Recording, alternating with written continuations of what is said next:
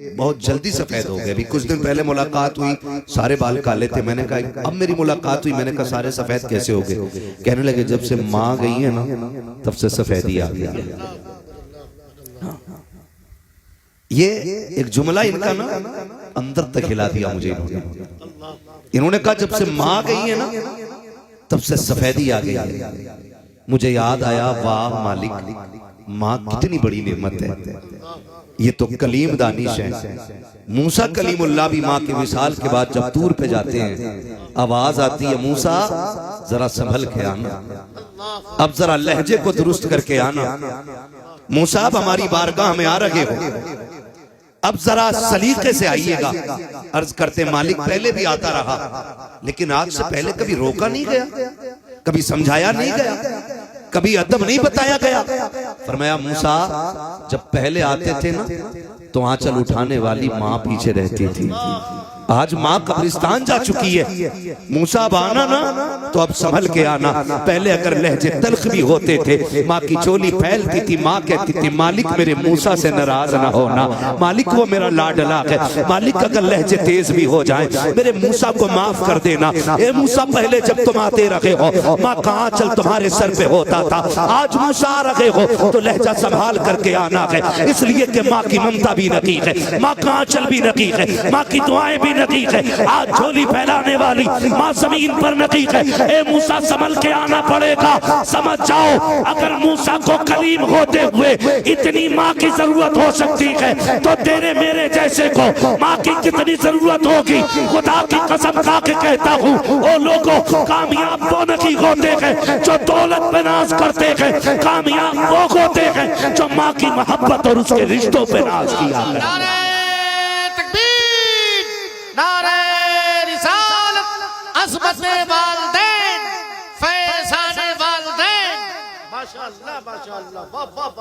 ओ भाई बहुत ज्यादा उम्र नहीं है कलीम दानिश साहब की, ये बैठे आज। मैंने इनके पीछे ये बात बयान की है। खुदारा एक एक नौजवान से कह के जाऊंगा, तकरीरें आपने बहुत सुन ली, अच्छे लहजे भी सुन लिए, दो बातें इस फकीर की भी सुन लो ताकि खुदा करे मिलाद वाले के सदके में आज के बाद किसी माँ की आंख में आंसू ना आए। बस ये बात कह के जाना चाहता हूं। बहुत ख्याल कीजिएगा मेरी बात का जो मैं कह रहा हूं। कुछ कीजिएगा ना कीजिएगा, माँ की खिदमत कीजिएगा। मैंने ये बातें पहले बताई है इनकी अदम मौजूदगी में। आज मेरे भाई बैठे हैं और इनके सामने ये बात बता रहा हूं मैं, इनके सामने और इन्हीं की बात बता रहा हूं। लोग मुझसे पूछते हैं कि भाई पता नहीं कहां कहां की बातें लाके सुनाता है। नहीं जी, तुम फर्क पलटते हो, मैं दिलों के हालात पढ़ता हूं। और मैं इसीलिए कहता हूं मेरी तकरीर तबे यार को बेचैन करती है। सबब क्या है? वही कहता हूं जो दिल पर गुजरती है। हाँ, मुझे नहीं मालूम है किस किताब कवर का कितना अच्छा होता है, लेकिन मैं जानता हूं जिसे चेहरा पढ़ना नहीं आता उसे कुछ भी पढ़ना नहीं आता। कभी तन्हाई में बैठा करो, कभी सोचा करो, कभी फिक्रें लगाया करो, कभी लोगों की भीड़ में बैठा करो। हाँ, मैं अल्लाह की इज्जत की कसम खा के कहता हूँ कभी कभी महफिलें इतनी बड़ी सामने होती, हजारों लोग होते, लेकिन दिल जिंदा नजर नहीं आते। झूठी मुस्कान चेहरों पे लिए बैठे होते और अंदर दिल के अंदर एक हलचल हो रही होती है, यार मुझे सुकून क्यों नहीं, मुझे सुकून क्यों नहीं। मैं बहुत ज्यादा लंबी बात नहीं करूंगा, मैं आपको बता दूं खुदारा माँ बाप है ना तो इज्जत करना, कदर करना। सबसे बड़ा खर्च जो है ना वो कामयाब होता है जो माँ बाप पे लुटाया जाता है। वरना वो दिन आएगा, दौलत होगी माँ बाप नहीं होंगे, पैसे होंगे माँ नहीं होगी। आज एक माँ की खुराक पे लड़ने वाले बेटे, आज बाप के कोरेक्स की शीशी के लिए चेहरे बिगाड़ने वाले बेटे। मैं पूछना चाहता हूं कल लाखों की गड्डियां पड़ी होंगी और 1 रुपया खाने वाला बाप नहीं होगा तो खुदा की कसम तेरी दौलत तुझे खाने दौड़ जाएगी, खाने दौड़ जाएगी। मैं कमेटी वाले मेरे भाई मुझे बुलाया, अल्लाह इन्हें सलामत रखे, इनके लिए भी दुआएं किया करो। ये मेहनतें करते तब तुम्हारी और आपकी मुलाकात हुआ जाएगी। ये बड़ी मेहनतें करते, इतने बड़े लोगों को लाते और आवाज दिलवाते, आओ हुजूर की महफिल सज गई है, आओ हुजूर की महफिल सज गई है। और बंदा यहाँ भी बैठ के सोचता मूड नहीं बन रहा है। खुदा की कसम ये मूड बनाने की जगह नहीं, ये तो तकदीर बनाने की जगह होती है। यहाँ तकदीर बनाने बैठा करो। आज माँ है तो इज्जत कर लो, 12वीं वाले का वास्ता है। मैं तुम्हें बताऊं मेरे नबी के पास क्या नहीं बताऊं। 2000 से ज्यादा लक़ब मेरे रब ने महबूब को अता फरमाया। यहां तक कि वो ताहा भी है, यासीन भी है, मुजम्मिल भी है, मुद्दसिर भी है। 2000 से ज्यादा लक़ब। लेकिन जब मेरे नबी ने ना आखिरी हज फरमाया ना और सरकार लौट रहे, तो उम्मुल मोमिनीन हजरत आयशा सिद्दीक़ा रज़ी अल्लाह ताला अन्हा फरमाती है, हुजूर ने ना अपनी सवारी की लगाम मुझे थमाई और फरमाया इस दरख्त के नीचे बैठ जाओ। मैंने कहा हुजूर क्यों? कि मैं अपनी माँ से मिलने जा रहा हूं। कब? हज्जतुल वदा के मौके पर मेरे आका वापस हो रहे हैं, से गुलामों से कहा चलो मैं आ जाऊंगा। उम्मुल मोमिनीन खदीजतुल कुबरा कहती हैं मुस्तफा ने मुझे बिठाया, कहा आयशा का जी या रसूल अल्लाह का जब तक मैं ना कहूं यहां से उठना नहीं है। कहती सरकार पे कुर्बान जाऊं, सरकार मेरी नजरों से दूर जाते रखे।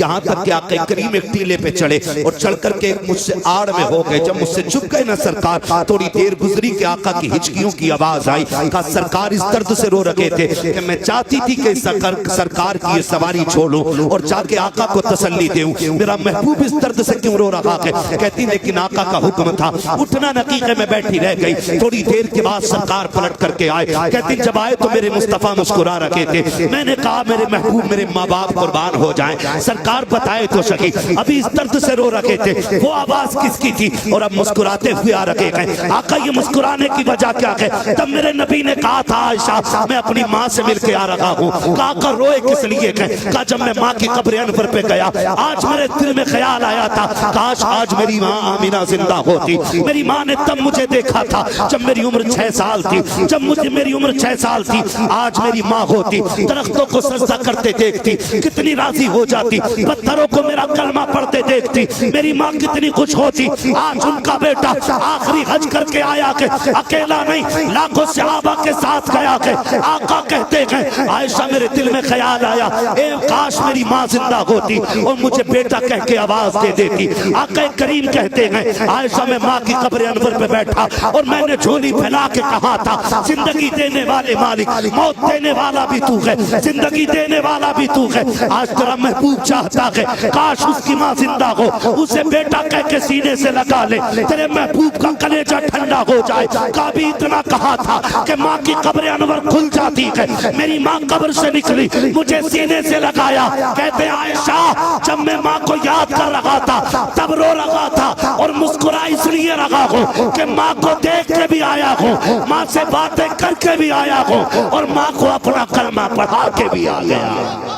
नारे तकबीर, नारे रिसालत, मस्तके आला हजरत फैज़ाने सरकारे ताजुश शरिया। नारे भाई मेरे नबी के आंगन में दामन में कोई कमी नहीं। आला हज़रत कहते मालिक के कौनैन हैं, गो पास कुछ रखते नहीं। 2 जहां की नेमतें हैं उनके खाली हाथ में, 2 जहां की नेमतें हैं उनके खाली हाथ में। झंडे लगेंगे, 12वीं आ रही है, घर भी सजेगा। मैं कहता हूं घर सजाओ जरूर, लेकिन घर के साथ दिल भी सज जाना चाहिए। दीवारों से ज्यादा रोशनी यहां होनी चाहिए। हाँ मेरे आका करीम फरमाया करते, मैं आपसे कह रहा हूं नौजवानों आज हैं तो कदर करो, नहीं होंगे ना तो रोने के सिवा कुछ नहीं होगा, कुछ भी नहीं होगा। क्या डायरेक्ट कह देते हो ना मत भौंका कर, तू होती कौन है बोलने वाली? मैं देख MA किया हुआ हूं, मैंने BA किया, घास नहीं छिली है, तुझे क्या पता? तू अंगूठा छाप है, तुझे पता है? जिसे अंगूठा छाप कह रहा है ना, इसके मिट्टी में सने हुए हाथ जब उठते हैं ना तो अल्लाह का अर्श हिलता है। और अर्श कहता मालिक एक माँ की झोली फैल गई है। रब फरमाता तू बाद में हिलाए, मैंने माँ के उठे हाथ पहले कबूल फरमा लिए। जिसे कहते हो ना तुझे नहीं पता, कसम खा के कहता हूँ इससे बड़ी दौलत मैंने इंसान के आंगन में देखी ही नहीं, जिसके आंगन में माँ बाप मुस्कुरा रहे हैं, माँ बाप मुस्कुरा रहे हैं। और सही बात यह कि यतीमी का दाग कोई यतीम ही बता सकता है। माँ के बगैर जीने का मतलब वही बेटा बता सकता है जिसने माँ को कंधा लगा के कब्रिस्तान तक पहुंचा दिया हो। जिसकी जन्नत घर में अभी उसे क्या पता माँ के बगैर जिंदगी क्या होती है। माँ के बगैर मेरा महबूब देखे मेरा नबी आका करीम अक्सर इस बात का जिक्र फरमाते थे, कहते थे सहाबा मुझे माँ की एक बात बड़ी याद आती है। हुजूर कहते थे इस बात को, मेरे नबी कहते थे वो कि मेराज की रात सारे नबी जिसके पीछे हाथ बांध के खड़े, वो नबी कहते कहते आका कहते थे मेरी माँ की मुझे एक बात बहुत याद आती, और हुजूर ये कहते कहते रोने लग जाते थे। साहबा कहते थे हुजूर कौन सी बात? कहते मैंने 4 साल अम्मा हलीमा के पास गुजारे, 2 साल माँ के साथ रहा। कहते लेकिन साहबा आज भी एक बात मुझे रुलाती है। कहा जब मेरी माँ फुर्सत में होती और मैं माँ के पास होता ना, तो मेरी माँ लेटती ना तो बाजू पे मेरा सर रखती, जो माँओं की आदत होती है। हुजूर कहते मेरी माँ बाजू पे सर रखती, मेरी उम्र 5-6 साल होती, और ऐसे करके दुपट्टा रख के मेरी माँ ना मुंह पे अपने और मुझसे मुंह छुपा के रोती। कहते मैं कान लगा के सुनता। मेरी माँ कहती थी मालिक मेरा बेटा यतीम हो गया पैदा होने से पहले, अगर मैं चली गई मालिक मेरे बेटे का क्या बनेगा? अल्लाह मेरे बेटे पे अपने कर्म की बारिशें फरमाना। हुजूर ये कहते कहते रोते थे। कहते थे मेरी माँ को कितनी फिक्र रहा करती थी मेरी। और आज बेटा कहता था तुम होते कौन पूछने वाले, क्या 12 बजे आऊं कि 3 बजे आऊं, मैं 1 बजे आऊं, मेरी मर्जी है।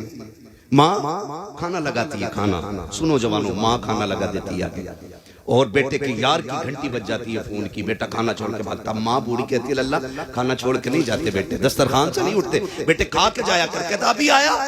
और माँ इतनी सादा थी, रात के 1 बजे तक तेरी राह में बैठी रह गई। तूने चौक में जाके बिरयानियां खाई, पेट भर के खाया, लेकिन तुझे पता है माँ को यही फिक्र थी अभी मेरा लाल नहीं आया, मेरा लाल नहीं आया। रात को 1 बजे तू आया। उसने कहा कहाँ था अब तक? कहता तू होती कौन है पूछने वाली? वो कहती देख खाना ठंडा हो गया। कहा नहीं चाहिए तेरा खाना, जब धक्का देते हो हाथ जोड़ के कहता हूँ कभी माँ से ये ना कहना नहीं चाहिए खाना, अपना सामान संभालो, हमें नहीं चाहिए, मैं तुम्हारा मोहताज नहीं हूँ। आज माँ है तो दस्तरखान पे इंतजार है। खुदा की कसम जिस दिन ये कफन में लिपट के चली जाएगी ना, और रात के 1 बजे आना 2 बजे आना तुम्हारी मर्जी रहेगी, तुम्हें बिस्तर तो दिखाई देगा लेकिन लेटने वाली माँ नहीं होगी। तुम्हें चारपाई तो कोने में पड़ी हुई दिखाई देगी लेकिन उस पर माँ नहीं होगी। 3 बजे आना 4 बजे आना, कोई तुझसे पूछने वाला नहीं होगा खाना खाया कि नहीं खाया के, किसी को दस्तरखान पे तेरा इंतजार नहीं होगा, कोई तुझे डांटने वाला नहीं होगा। तब तेरे कान तलाश करेंगे कहाँ गई वो प्यारी आवाज जो कभी रात में सख्ती से आती थी, कभी प्यार से आती थी। तेरे कान ढूंढते ढूंढते थक जाएंगे, तुझे माँ का लहजा नजर नहीं आएगा। फिर उठाना सारी दौलत को, फिर ना लोगों की ठोकरें खाते हुए और कहना एक बार कोई माँ की आवाज सुना दो। खुदा की कसम सारी दौलत लेकर भी कोई माँ की एक बार आवाज नहीं सुना सकता है, इसलिए कि दौलत मेहनत से मिलती है और माँ जैसी नेमत खुदा नसीबों से अता फरमाया।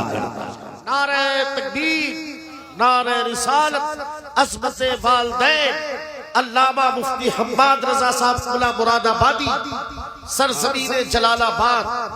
ये नहीं होंगे ना तो फिर रोगे, फिर एहसास होता है। ये बैठे, मैंने ये बात जलसे में कई बार बयान की है। कारी इसराइल मसूदी, मैं कलीम दानिश भाई बताऊं, मैं कानपुर गया, इन्होंने मुझे फोन किया अहमद भाई कानपुर आ रहे, मैंने कहा हाँ आ रहा हूँ। सुने माँ क्या होती है, बहुत गौर से सुनिएगा, अल्लाह आपको सलामत रखे। जरूरी नहीं है 10 घंटे तकरीर हो, असर ना हो, तो मैं समझता हूँ फायदा नहीं। मेरा मानना ये 5 मिनट बात हो जाए और किसी एक बात पे भी अमल हो जाए, खुदा की कसम मैं समझता हूँ कि जिंदगी भर की इबादत काम आ गई है। बस आखिरी बात सुन के समझ के सुन ले मेरी बात, मैं सुनाने लगा हूं। यही इसराइल मसूदी साहब है कानपुर, उन्होंने मुझसे कहा सुने माँ क्या होती है। तवज्जो है भाई पीछे वालों की, नाराज तो नहीं बैठे ना कोई, खुदा आपको राजी रखे और खुश रखे। बड़ी बड़ी दूर से मेरे भाई आए थे, शाहजहांपुर कहां से लोग आए, अल्लाह सबके सफर को अपनी बारगाह में कबूल फरमा ले, और जो जितनी दूर से चल करके आया है अल्लाह उसे बेहिसाब अजर और नेमत अता फरमाए। मुझे इन्होंने फोन किया, सुनो भाई कदर कर लो, माँ की कदर कर लो। इन्होंने मुझे फोन किया, कहने लगे अम्माद भाई कानपुर में, मैंने कहा हाँ, कहा जाए ना जरा। मैंने कहा क्या बात है? कहा जाए मैंने एक नया मकान लिया है, नया मकान लिया है। मैंने कहा फिर?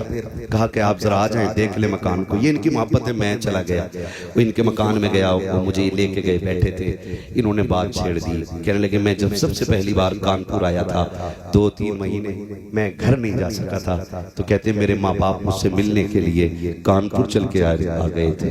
कहाँ? इनका नानपारा के पास अपना गाँव है। कहते वहां से मेरी माँ मुझसे मिलने के लिए कानपुर आई। वो कहते मेरी माँ चाहती थी कि बेटे के साथ कम से कम एक रात गुजारे, 24 घंटे गुजारे। तो ये कहते कहते रोने लगे, कहने लगे जब माँ आई थी तो मकान नहीं था। कहते मैं माँ को बातें पहला फुसला के बस में बैठाया, कहने लगे आज मकान है लेकिन माँ नहीं है।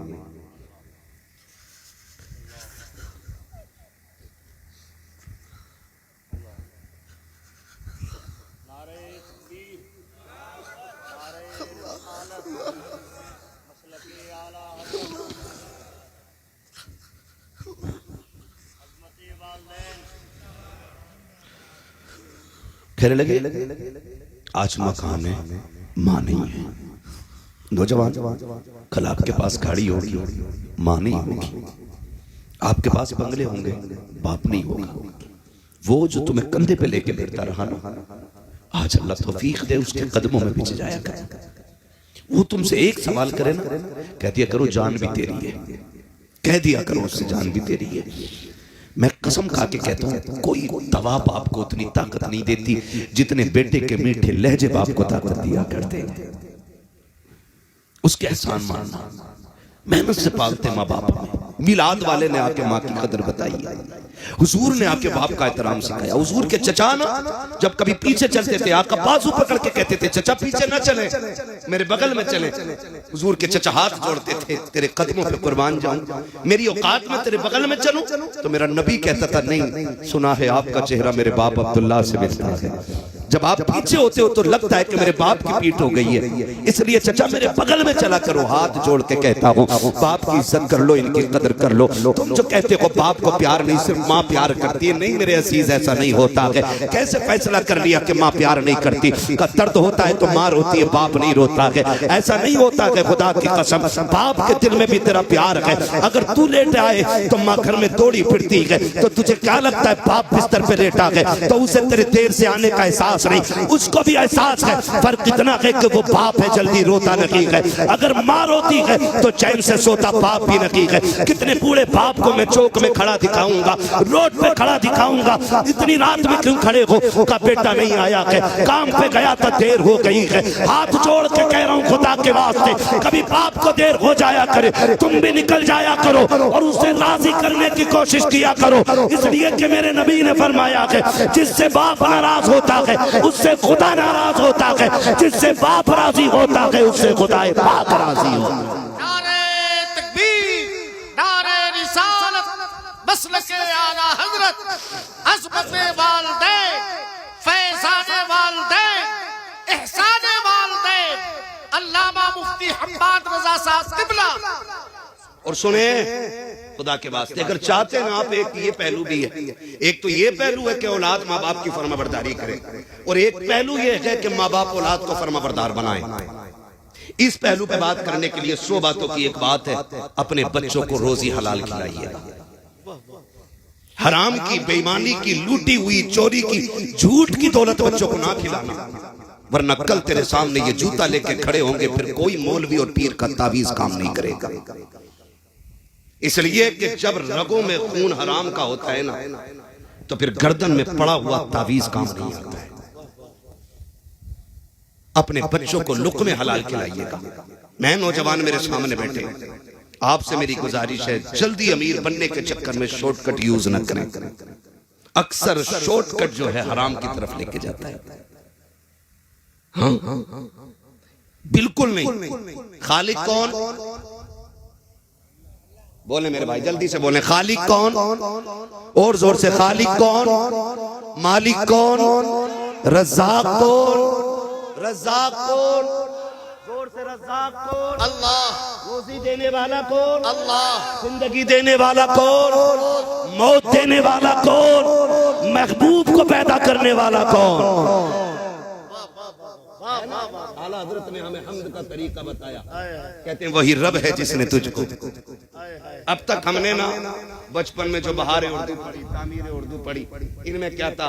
बकरी गाय भैंस बनाई, खाने को दी दूध मलाई, है ना? इस तरह से हम्द कराई जाती थी, है ना? मकाम हम्द में दूध मलाई याद आया लोगों को, बकरी गाय याद आई, लेकिन मेरे इमाम ने मकाम हम्द में की जात का नाम रखा है। कहते हैं वही रब है जिसने तुझको हमतन करम बनाया। वो यह बताना चाह रहे हैं रब वो है जो मोहम्मद का भी रब है सल्लल्लाहु अलैहि वसल्लम। और हुजूर का रब होना कोई मजाल बात नहीं, हल्की बात नहीं है। मोहम्मद का रब सल्लल्लाहु अलैहि वसल्लम, मेरे महबूब का रब। हाँ, कितना बड़ी जात है मेरे रब की जिसने मोहम्मद जैसा महबूब अता किया है ना? आलादत कहते हैं वही रब है जिसने तुझको हमतन करम बनाया, हमें भीख मांगने को तेरा रास्ता बताया। तुझे हम्द है खुदाया, तुझे हम्द है खुदाया। वो कुंवारी पाके मरियम व नफख्तु फीह का दम है अजब निशान आजम मगर आमना कजाया। वही सबसे अफजल आया, वही सबसे अफजल आया। तुझे हम्द है खुदाया, तुझे हम्द है खुदाया। यही बोले सिदरा वाले ये चमने जहां के थाले सभी मैंने छान डाले तेरे पाए का न पाया। तुझे यक ने यक बनाया, तुझे यक ने यक बनाया। तुझे हम्द है खुदाया, तुझे हम्द है खुदाया। अरे ऐ खुदा के बंदो कोई मेरे दिल को ढूंढो, अभी पास था मेरे तो अभी क्या हुआ खुदाया। फिर कहते हैं आके हमें ऐ रजा तेरे दिल का पता चला बमुश्किल तेरे रोज़ा के मुकाबिल हमें वो नजर तो आया। ये न पूछ कैसा पाया, ये न पूछ कैसा पाया। तुझे हम्द है खुदाया, तुझे हम्द है खुदाया। अब सारी दुनिया कहती है डालती कल्ब में अज़मत मुस्तफा सैयदी आला हजरत पे लाखों नारे तकबीर, नारे रिसालत, इश्क मोहब्बत, इश्क मोहब्बत। वाह वाह वाह वाह वाह। मैं खत्म करने लगा हूं, बस इतना करेंगे। माँ बाप की इज्जत करेंगे इंशाल्लाह, सारे वादा करें इंशाल्लाह। रिस्क हलाल कमाएंगे इंशाल्लाह। शॉर्टकट यूज करके उधर नहीं जाना। ये मेरा भाई गुजरात से आया है सुनने के लिए। मेरे इस भाई ने कहा है कि 10 मिनट और बोलो। हाँ, तो मैं चाहूंगा 10 नहीं तो 5 तो बढ़ा ही लो। थोड़ी इनकी मर्जी थोड़ी मेरी मर्जी। जरा कह दे सारे या रसूल अल्लाह। जितने दिल से सुनना चाहते हैं उतने दिल से बोल दे जरा या रसूल अल्लाह। है जी हाँ, जिनके हाथ नहीं उठे मैं उनसे नाराज नहीं हूं और मुझे कोई तकलीफ भी नहीं है। मैं बस इतना कहूंगा जिसके हाथ नहीं उठे वो खुद से पूछे महफिल में बैठा है या कहीं चौपाल में बैठा है, उसकी अपनी मर्जी है। और मैं ये भी नहीं कहूंगा हाथ उठ जाए तो फालिज नहीं होता है। बीमारियां भी खुदा की नेमत होती है। और ये बात तो नहीं कहनी चाहिए हाथ उठा लो नबी के नाम पे कभी फालिज नहीं होगा। आप कौन होते हो जी?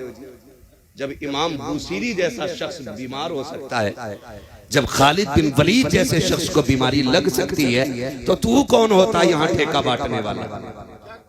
और ना ये बात समझ में नहीं आती। और दूसरी ये बात जो कहते हैं कि हुजूर आने वाले हैं, वो आएंगे मदीने से, तू घर से चल के आ। हुजूर आका है, हाकिम है, माकूम नहीं है, मालिक है। हम कौन होते हैं फैसला करने वाले कि वो आ ही जाएंगे? और मालिक की अपनी मर्जी होती है। वो चाहे तो आके देख ले और चाहे तो वहीं से नजर उठा के देख ले।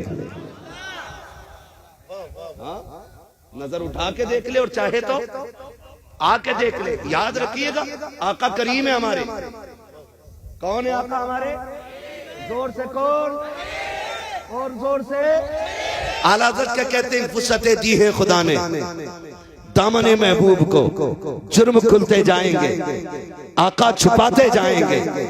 हाँ, ये मेरा इमाम कह रहा है, जुर्म खुलते जाएंगे, आका छुपाते जाएंगे। और मैं कह रहा हूं हुजूर करीम है। कभी ऐसा होता है कि वो महफिल सजने से पहले आ जाते हैं और कभी ऐसा होता है कि वो महफिल खत्म होने के बाद आते हैं। मर्जी है उनकी। मुझे बात याद आ गई, जिन्होंने दिल से ये महफिल सजाई है ना, उनके लिए ये बात बता रहा हूँ। बंदा बड़ा गरीब था, 12वीं का महीना चल रहा है। वो बंदा बड़ा गरीब था, मोची था, जूते सिलता था। उसके दिल में आई यार दुनिया हुजूर की 12वीं मनाती है, एक दिन मैं भी मनाऊंगा जी। कई बरस तक वो इकट्ठा करता रहा पाई पाई करके। एक दिन उसने लंगर लगा दिया हुजूर के नाम का। उसने कहा रात को महफिल सजेगी, अब लंगर चल रहा है। और सुनते हो ना, जब महफिल शुरू हो गई ना, लोग आना शुरू हुए, तो वो गेट पे ना पट्टा बिछा के बैठ गया गेट पे। और जो भी आता ना उसके पैर छूता और चूम लेता, यूं छूता और चूम लेता। और किसी ने कहा भाई माफ करिए क्या कर रहा है? उसने कहा सुना है जब महफिल सजती है तो हुजूर आया करते हैं।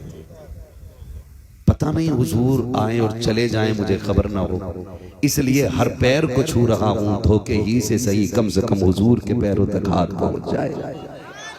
ये इश्क के अपने अपने रंग होते हैं। महफिल खत्म हो गई, जलसा सज गया, लोग अपने अपने घर चले गए। 3 दिन के बाद जिन मौलाना लोगों ने तकरीर की थी उनसे मुलाकात हुई, उनके पैर चूम के कहने लगा जी तुम्हारा करम मेरा काम आसान हो गया। कहा क्या? कहा तुम मिलाद पढ़ के आए, मुझे हुजूर की ज़ियारत हो गई है।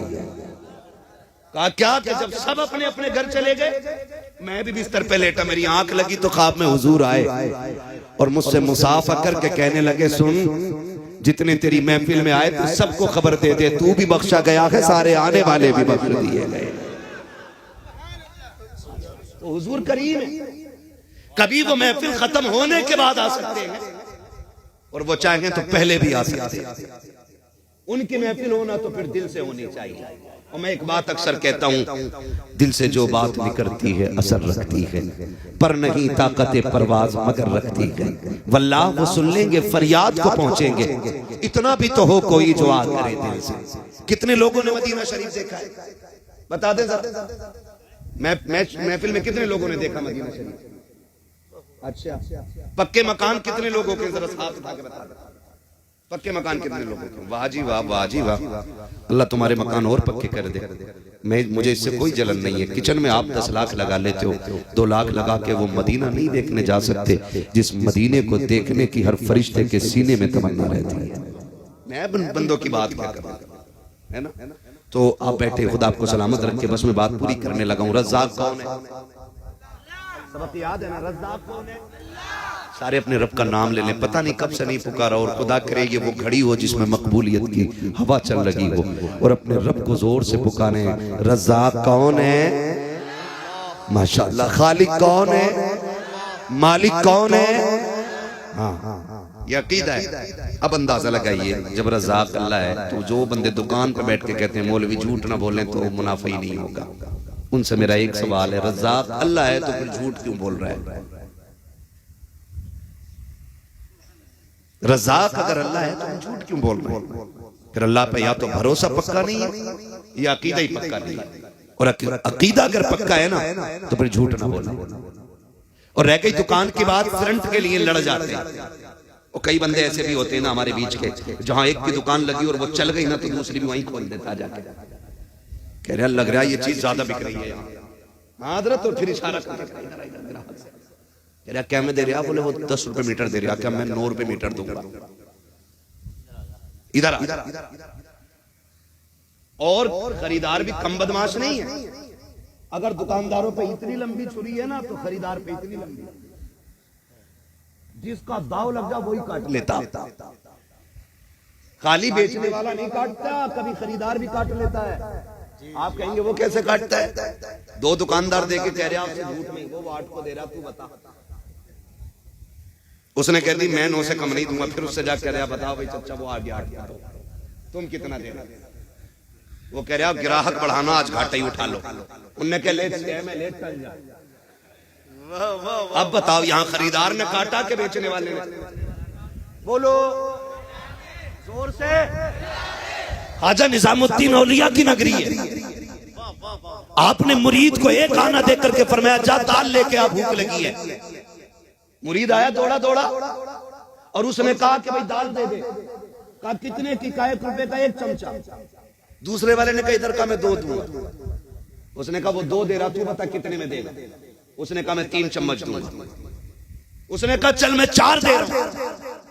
1 पैसे में 4 चम्मच दाल लेकर के जब मुरीद निजामुद्दीन औलिया की चौखट पे पहुंचा गया, हुजूर ले आया हो? कहा ले आए दाल? कहा हाँ। आपने जब देखा है खिलाफे मामूल 1 रुपए की तो इतनी दाल नहीं मिलती है। फरमाते कितने की लेकर के आए हो? कहा सरकार जो 1 सिक्का आपने दिया है उसी के लेकर के आया हो। कहा इतने की तो कभी नहीं मिली गई, इतनी आज कैसे मिल गई? वो मुस्कुरा के कहता हजरत जी मैंने कंपटीशन लगा दिया था, मैंने 1 रुपए में 4 चम्मच लेके आया हूँ। निजामुद्दीन औलिया के चेहरे पे जलाल आ गया। उसने कहा हुजूर क्या बात है? कहा नहीं मैं नहीं खा सकता। कहा खरीद के लाया हूँ, पैसों से लाया हूँ। आप कहते हैं ये तो निजामुद्दीन की चौखट है, इस पैसे को लेकर के जा दिल्ली के चौक में ले जा और ऐलान कर मैंने इस तरह से इस दाल को खरीदा है, लो जिसकी मर्जी करे फ्री में लेके चला जाए। सुबह से शाम हो गई, मुरीद ऐलान करता रहा, एक दाना भी कोई लेकर के नहीं गया। और वापस लेकर के जब निजामुद्दीन की गलियों में मुरीद पहुंचा के कहा हुजूर किसी ने एक दाना भी नहीं लिया।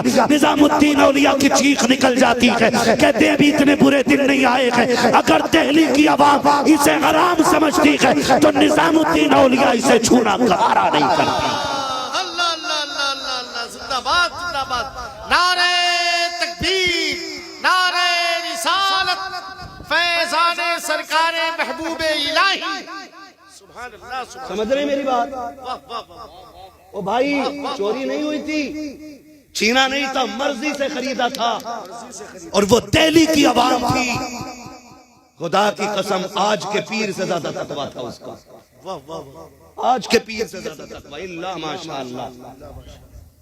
हाँ, बहुत गौर से मेरी बात सुनिएगा। वो तकवा और आज देखे, आज बेचने वाला भी कम नहीं है भाई, बेचने वाला भी। जाओ तुम अपनी जलालाबाद की चौक में जाके देखो, नया सेब आगे रखा होगा, पीछे गले सड़े होंगे, और देखना स्टिकर वहीं लगेगा सेब पे जहां से काना होगा। 240 रुपए किलो है, 280 रुपए किलो है, 290 रुपए किलो है। भाई जरा गैरत कर। जरूरी नहीं है सब करोड़पति आते हो, कुछ ऐसे भी आते हैं जो जिंदगी में कभी सेब ना खरीद सके। बच्चे कह देते हैं अब्बा हमने सेब नहीं खाया। वो बेचारा मंडी से लौटते टाइम 500 रुपए आज ओवर टाइम करके कमाए, कहा आज 1 किलो सेब लेके जाना। ठेले पे आया, उसने सीधा दिल दे दिया, लो जी 280 रुपए किलो तो अच्छा ही देगा। इसने 2 सेब आगे के उठाए और 4-5 नीचे के निकाल के गले सड़े डाल दिए। गरीब खुशी खुशी घर लेके गया। सुनते रहिएगा, गरीब लेकर के गया, उसने जाके बच्चों में तकसीम कर दिए। 5 सेब, 3 बच्चे, 2 मियाँ बीवी। जैसी बच्चे ने पहला सेब काटा, बजी ये तो अंदर से गला हुआ निकला है।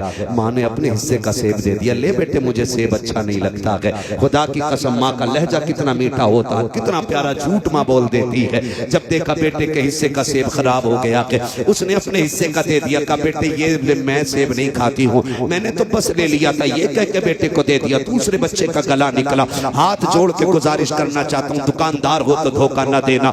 तुमने तो उसके 280 रुपए जेब में डाले, अपने बच्चों में खुशी खुशी आ गए। तुम्हें तो ये था गरीब को पता नहीं चला, लेकिन जब तूने काने गले पे हाथ उठाया था तभी गरीब के खुदा ने देख लिया था, तभी उसके परवरदिगार ने देख लिया था। तुम उसकी बेईमानी करके 280 रुपए लेके घर के अंदर गए हो। आने वाली नस्लें तुम्हारी कोड़ी हो रही है, अंधे लूले लंगड़े पैदा हो रहे हैं, फिर तोड़ते हो तावीज के लिए। अल्लाह कहता है तूने टक्कर मुझसे ली है, अब तावीज में शिफा नहीं आएगी। अगर बेहतरी चाहते हो उस गरीब से माफी मांगो जिसका दिल तोड़ के आए हो। अगर गरीब राजी हो जाएगा, पैदा करने वाला खुदा पाक भी राजी हो जाएगा। क्या कहने, क्या गुफ्तगू हो रही है। जिंदाबाद। इसलिए निकले, सलामत रहिए मुफ्ती साहब। वाह वाह वाह। इसलिए निकले। नारे तकबीर, नारे रिसालत, मसके आला हजरत फैज़ान सरकारी ताजुश शरिया। नारे तकबीर। सुबह डॉक्टर से मिलना है, टाइम बहुत ज्यादा हो गया। हाँ नहीं, मुझे सुबह डॉक्टर से मिलना है, और देखिए इतना वक्त नहीं है, माफ कीजिएगा। माजरत, 1 घंटा हो चुका है सदर साहब, 1 घंटा हो चुका है। मैं 10 मिनट का वादा किया था मेरे भाई के लिए, जरा बोल दे सुभान अल्लाह। बात समझ में आ गई ना इंशाअल्लाह। किसी के साथ धोखा, बोलो धोखा, जोर से धोखा। और अपने भाई को नीचा दिखा करके कभी ऊंचा नहीं बनेंगे। याद रखिएगा, हमेशा जीत जाना जीत नहीं होती है, कभी हार जाना भी जीत होती है ना। अरे भाई बस प्लीज मेहरबानी करें, 10 मिनट हो जाएगी, सुई जरा तवज्जो कर ले, बस मैं बात समेट रहा हूँ। भाई बैठ जाइए। देखिए मुझे आप थोड़ा सा पहले बैठा देते हैं अपना, तो मैं खुल के बात कर लेता हूँ। मैं फिर भी अपने वक्त से इंसाफ कर रहा हूँ। मैं 1 घंटे के करीब सुई जा चुकी है, तवज्जो है, बस सारी मैं बात खत्म करने लगूँ। बस बैठ जाइए मेरे भाई, प्लीज बैठ जाइए, मेहरबानी करें। अभी मेरी बात खत्म नहीं हुई है, बस मैं समझाना चाहता हूँ। बोले जरा जोर से या रसूल अल्लाह। अभी सारे नहीं बोलने, जरा बोल दें या रसूल अल्लाह। मुझे नहीं लगना चाहिए कि 3 बजने को है, बंदा थकने को है, नहीं है ना। ऐसा होना चाहिए सारी दुनिया को नींद आ गई है, उनका दीवाना बेदार है। आप ही फैसला कीजिए या नबी, कौन जन्नत का हकदार है ना। ये बच्चे बैठे, मैं खुदा की कसम खा के कहता हूँ, मैं खाली इस बच्चे के जागने पे पूरी तकरीर कर जाऊं। इस बच्चे के जागने पे, इसकी कोई उम्र है, ये बैठा है, इसको तो शूर तक नहीं होगा कि क्या रिश्ते होते, क्या ताल्लुक होते। मगर आमीना के लाल तेरी मोहब्बतों पे कुर्बान जाऊं। तेरा इश्क है बच्चे तो क्या, तुझसे तो पत्थर भी प्यार करने लगते हैं, तुझसे तो पत्थर भी प्यार करने लगते हैं। ये बच्चा बैठा, हर महफिल का बंदा यही सोच के बैठा होगा, सुना है आप हर आशिक के घर तशरीफ लाते हैं। इतनी थक के ना बोले कि मैं इन्ना लिल्लाह पढ़ लिया। सुना है आप हर आशिक के घर, मेरे घर में भी हो जाए चरागा, मेरे घर में भी हो जाए चरागा, मेरे घर में भी हो जाए चरागा। है जी, तो किसी को धोखा नहीं देंगे इंशाअल्लाह। रज़्ज़ाक़ कौन है? जोर से, रज़्ज़ाक़ कौन है? अल्लाह है। अकीदा कैसा पक्का होना चाहिए? अकीदा इतना पक्का रखो, एक बंदे ने ना अंदर दुकान खोल ली जाकर, मैन मार्केट में नहीं थी, अंदर ला के उसने दुकान खोल ली। दूसरा दोस्त मिलने के लिए गया, कहने लगा यहाँ दुकान खोली है। कहा क्यों? कहा सबकी दुकान वहां बाजार में, तू अंदर खोले बैठा है, यहाँ कौन आएगा? उसने सीधी सी बात कही, उसने कहा बता यहाँ मौत आएगी कि नहीं? कहा हाँ आ जाएगी। कहा मौत लेने कौन आता है? मैं कहा मौत का फरिश्ता। तो उसने कहा यार खुद ही सोच, अगर यहाँ मौत का फरिश्ता आ सकता है तो फिर रोजी वाला फरिश्ता क्यों नहीं आ सकता है ना?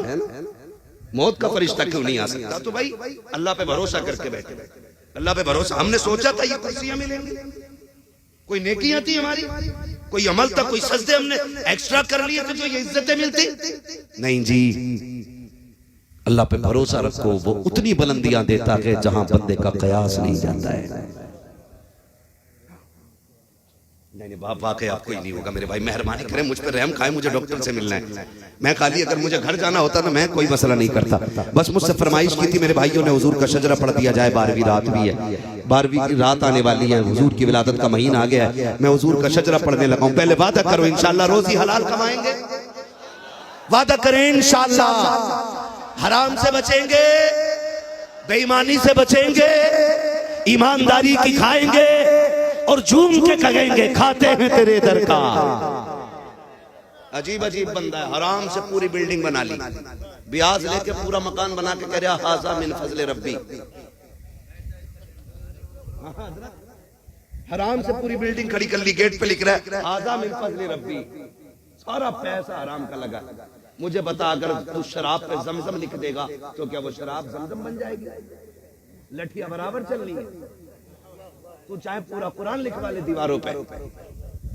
हाँ वो जब कभी ख्याल आया करे ना हमें ना, असल में हमने सोशल मीडिया ने हमें इतना अंधा कर दिया कि हमें एक लग्जरी लाइफ की भूख लग गई है। मेरी जिंदगी यूं हो, मैं यूं हूं, मैं यूं हूं, लोग यूं करें, लोग यूं करें। टेढ़ा करते करते अल्लाह इतना लट फेरेगा कि कमर सीधी करने वाला नसीब नहीं होगा। इसलिए बच जाओ मेरे भाई, निकल जाओ सादा जिंदगी। इस्लाम ऐसा मजहब है जिसमें कोई मुश्किल काम है ही नहीं। मुश्किल तो हमने कर ली है ना, अजान जहां हो जाए वहां नमाज पढ़ लो, कितना आसान है ना, कितना आसान है। जवान हो जाओ बस कबूल कबूल कहो 3 बार में निकाह पक्का, कितना आसान है ना। और हमने कितना मुश्किल कर लिया, 10 लाख देगा तो भी आकर बाल सफेद आगे मेहंदी लगा लगा के काले कर रहा।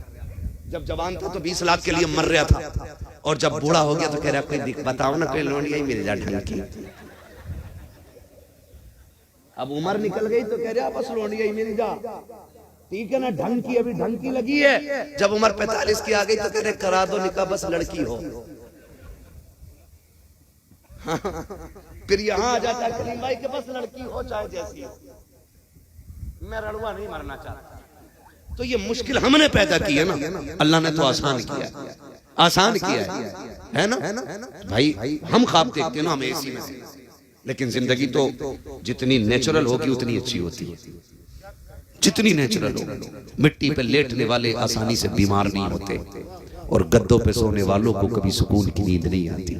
वो कितनी प्यारी बात कही थी, फुटपाथ पे सो जाते हैं अखबार बिछाकर, मजदूर कभी नींद की गोली नहीं खाते, इसलिए कि पैसों से गद्दे खरीदे जाते हैं, नींदें नहीं। नींदें रब की रहमत से आया करती हैं। किसी का इतना दिल न दुखाना कि नींद ना आए, किसी को इतना न सताना कि 7,000 27,000 47,000 के स्लीप वेल के गद्दे पे भी कमर सीधी ना हो। इतनी दुआएं ले लेना कि पत्थर पे भी लेटे तो खुदा की रहमतें थपकियां देने लग जाएं। इतनी दुआएं लेके मरना है हमें, बस हुजूर का शजरा सुन ले और ज़ारे कह दे या रसूल अल्लाह। ऐसे नहीं, इतनी जोर से नहीं भाई। देखो मुझे एक तो आखिर में आपने टाइम दिया और इतने आखिर में दिया कि बस आखिरत ही हो गई है ना। ठीक है, उम्मीद करता हूँ कभी बुलाएंगे तो फिर सही वक्त में इंशाअल्लाह तकरीर होनी है ना। आपकी मोहब्बतों को देख के मैंने ये गुफ्तगू कर ली, अल्लाह इसमें गुफ्तगू को कबूल फरमा ले। आप जरा बोल दे जोर से सुभान अल्लाह। इतनी जोर से सुभान अल्लाह बोलो कि डॉक्टर से मिलने तक अब मुझे नींद ना आए। अगर नींद आ हाँ जी हम भी बीमार लोग कहते हैं कितना आसान है, मौलवी आता पैसा लेके चला जाता है। यकीन करें बैठने की वजह से रीढ़ की हड्डी में तकलीफ है हमारे, बैठने की वजह से। मुझसे नौजवानों ने कहा चलें महफिल में बस चलें। तो फिर मैंने बहुत ज्यादा एक दो बार तो इनसे कहा कि मैं ज्यादा देर नहीं बैठ पाऊंगा, लेकिन इनका इसरार देखा तो मैंने कहा चल फिर भाई उठ बांध कमर, क्यों डरता है फिर देख खुदा क्या करता है। चला आया। लेकिन बड़े बूढ़े कहते हैं कि जब हंडिया का मुंह खुला हो तो बिल्ली को खुद शर्म आ जानी चाहिए। ठीक है ना, मैं आ गया था तो आप ही कम से कम थोड़ा रहम करते और सही वक्त पे थोड़ा सा माइक दे देते। ठीक है ना, अब भी माशाल्लाह आपने बहुत अच्छा सुना है, मैं पैगाम दे चुका हूँ। अब मुझे सिर्फ हुजूर का शजरा पढ़ना है। सिर्फ कमेटी वाले बोले जरा सुभान अल्लाह। क्या बात है, कहा इनसे बोल सारे ही रहे, पता ये चला सारे ही हुजूर की जलसी की कमेटी वाले।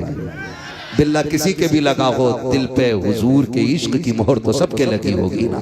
फिर सारे बोले जरा सुभान अल्लाह। आदम के बेटे शीश, ऐसे नहीं ऐसे नहीं ऐसे नहीं, हवा इधर से आई इधर निकल गई। सारा साथ दे और मेरा साथ सुने। एक मिनट पे रोक दे भाई, मैं बात समझा दूं जरा। मेरा हाथ का इशारा हो तो आप समझ जाना।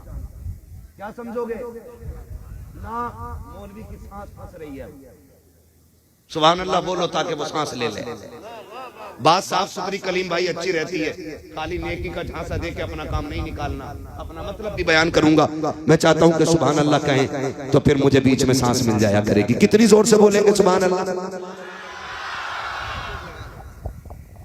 बोले जरा सुभान अल्लाह और जोर से। लीड छोड़ दो भाई, जिस पे भी जगह भी घेर के बैठे हो लीड भी दबा के बैठे। ठीक है ना, बोले जरा मचल के सुभान अल्लाह। कमेटी वालों अल्लाह आपकी मेहनत कबूल फरमाए। ठीक है ना, आपकी मेहनत अल्लाह करे रंग लाए। और जब महफिलों में दिल लगने लग जाए तो समझ लेना हुजूर की तवज्जो मदीने से इधर हो गई है।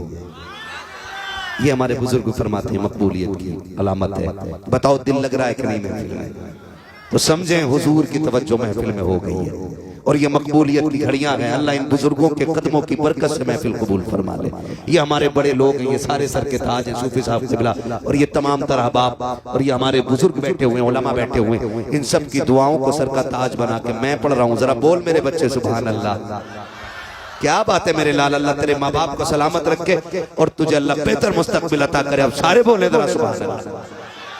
आदम के बेटे शीश, शीश के बेटे अनस, अनस के बेटे कैनान, कैनान के बेटे मेलाइल, मेलाइल के बेटे ब्यारत, ब्यारत के बेटे इदरीस, इदरीस के बेटे मुतवशिक, मुतवशिक के बेटे लबकने के नाम, लबकने के नाम के बेटे नूह, नूह के बेटे साम, साम के बेटे जुल्हाद, जुल्हाद के बेटे शालिद, शालिद के बेटे आबिर, आबिर के बेटे दाता, दाता के बेटे रावा, रावा के बेटे सारू, सारू के बेटे नाखुन, नाखुन के बेटे तारिक, तारिक के बेटे इब्राहिम खलीलुल्लाह, इब्राहिम खलीलुल्लाह के बेटे इस्माइल ज़बीहुल्लाह, इस्माइल ज़बीहुल्लाह के बेटे केदार, केदार के बेटे अवाम, अवाम के बेटे अमल, अमल के बेटे साबित, साबित के बेटे सलमान, सलमान के बेटे रईसा, रईसा के बेटे इलियासा, इलियासा के बेटे ओदोद के बेटे हव्वा, हव्वा के बेटे अदनान, अदनान के बेटे मोहित, मोहित के बेटे नदान, नदान के बेटे मदिर, मदिर के बेटे इलियास, इलियास के बेटे मुदरिका, मुदरिका के बेटे खदीमा, खदीमा के बेटे किनाना, किनाना के बेटे नदर, नदर के बेटे मालिक, मालिक के बेटे फार, फार के बेटे गालिब, गालिब के बेटे लुई, लुई के बेटे काब, काब के बेटे मुर्रा, मुर्रा के बेटे किलाब, किलाब के बेटे कुसै, कुसै के बेटे अब्दे मनाफ, अब्दे मनाफ के बेटे हाशिम हैं, हाशिम के बेटे अब्दुल मुत्तलिब हैं, अब्दुल मुत्तलिब के बेटे अब्दुल्लाह हैं, अब्दुल्लाह के बेटे मोहम्मदुर रसूलुल्लाह। नारे तकबीर, नारे रिसालत, मसके आला हज़रत फैज़ सकरत ताजुश शरिया। नारे तकबीर। आपको सलामत